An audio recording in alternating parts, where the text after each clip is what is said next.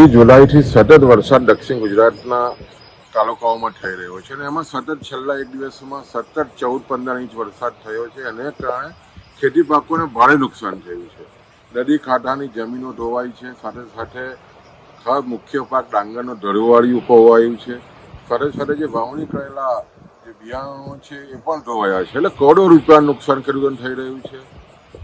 અને એના અનુસંધાનમાં આદરણીય મુખ્યમંત્રી સુરતની મુલાકાતે આવી રહ્યા છે. ત્યારે ખેડૂતોની વેદના જાણવા માટે અમે કલેક્ટરશ્રીને પણ વિનંતી કરી છે કે ખેડૂત આગેવાનોને સમય આપવામાં આવે અને ખેડૂતોની જે વેદના છે એ અમે જાણવા માગીએ છીએ. સાથે સાથે સર્વે થાય અને તાત્કાલિક ખેડૂતોને જે નુકસાન થયું છે કરોડો રૂપિયાની એની રાહત મળે એના અનુસંધાનમાં સમગ્ર દક્ષિણ ગુજરાતના ખેડૂતો પાયમાલ થયા છે. ત્યારે ખાસ કરીને સરકારશ્રી પાસે ખેડૂતો અપેક્ષા રાખી રહ્યા છે.